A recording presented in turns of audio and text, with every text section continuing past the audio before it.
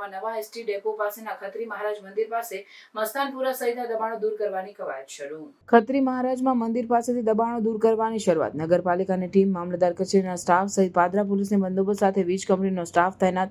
ગોવિંદપુરા તળાવની ફરતે 350થી વધુ દબાણોનો સફાયો કરવા માટેની કવાયત.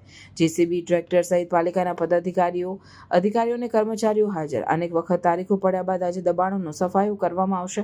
સ્થાનિક વિરોધ સાથે સૂત્રોચ્ચાર કર્યો. કેટલા લોકો વિરોધ કરતા પોલીસ સાથે ઘર્ષણ કરતા પોલીસે કરી અટકાયત. પાદરા મામલતદાર ઓફિસ દ્વારા ગોવિંદપુરા મસ્તાનપુરા તળાવ, જેનો ફાઇનલ પ્લોટ નંબર 55 અને 56 છે, તે સરકારશ્રીની માલિકીનો હોય.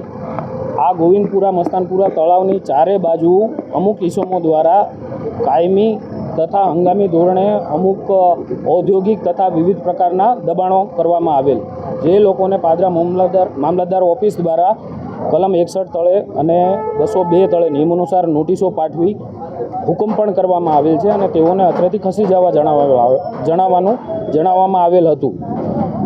એ ઓર્ડર સામે આ લોકો દ્વારા હાઈકોર્ટમાં ચેલેન્જ કરતા માનનીય હાઈકોર્ટની સૂચના અન્વયે તે પૈકીના 9 દબાણદારોને સ્ટે આપવામાં આવેલ છે. તે લોકોને બાદ કરતાં બીજા અન્ય લોકોને નિયમ અનુસાર અંતિમ નોટિસ પાઠવી કલમ 202ની આજ રોજ એ અવધિ પૂર્ણ થતાં તમામ હંગામી તથા કાયમી બાંધકામ દૂર કરવાની પ્રક્રિયા હાથ ધરવામાં આવી રહી છે. હંસરાજસિંહ ગોહિલ, મામલતદાર પાદરા.